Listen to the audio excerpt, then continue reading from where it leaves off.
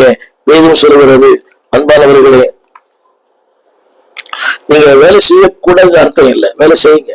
ஆனால் நீங்க செய்யற வேலையில அவனுடைய ரிசல்ட் என்னன்னு பாருங்க. வேதனை சொல்கிறது 1 தீமோத்தேயு 5:8, ஒருவன் தன் சொந்த ஜனங்களையும் தன் வீட்டாரையும் விசாரியாமற் போனால், அந்த விசாரிப்பது என்பது அன்பானவர்களே ஆங்கிலத்தில் பயன்படுத்தப்பட்ட வார்த்தை எஃபர்ட் டு சப்ளை. அந்த குடும்பத்தின் தேவைகளை சந்திக்க அவனுக்கு கொடுக்கப்பட்ட பொறுப்பு அது.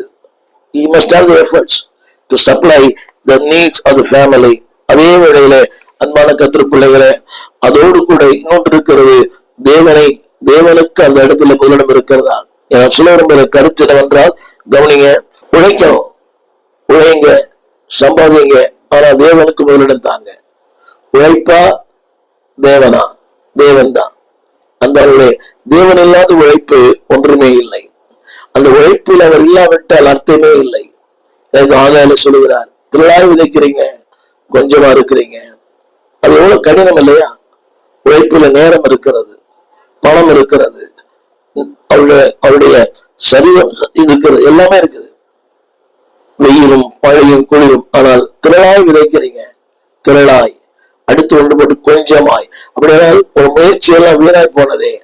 காரணம் என்னவென்றால், தேவன் மையமாய் இல்லை என்றால் அழிந்து போகிற போஜனத்துக்காக உழைங்க, ஆனால் அதுல தேவன் மையமா இருக்கட்டும். அடுத்தபடி சொல்ல போறேன், do not labor for such food.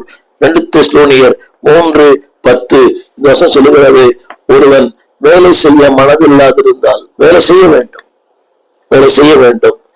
அதே வசனம் திருமறை சொல்லுகிறது, அவன் சாப்பிடக்கூடாது என்றும் நான் உங்களுக்கு கட்டளை கொடுக்கிறேன். நான் சொல்ல வந்த வசனம், நீங்க உழைங்க, ஆனால் அந்த உழைப்பில ஆண்டவர் மையப்படணும், அந்த உழைப்பில கர்த்தருடைய சித்தம் நிறைவேறணும். எனவே நான் தொடர்ந்து சொல்ல விரும்புகிற அடுத்த வார்த்தை, அன்பான கர்த்தர் பிள்ளைங்க, ஆகாரம் சாப்பிடக்கூடாது சொல்லல, நோ, சாப்பிடுங்க, உழைங்க, சம்பாதியுங்க. ஆனா எல்லாவற்றுக்கும் மேலாக வேதம் சொல்கிற அந்த வசனம், முதலாவது அதுக்கு அப்பீலே இல்லை, முதலாவது. இப்படி 2வது இருக்கு இல்லையா? தேவராட்சியம். சம்பாதியுங்கள், உழையுங்கள், விதமா சாப்பிடுங்க, உடுத்துங்க.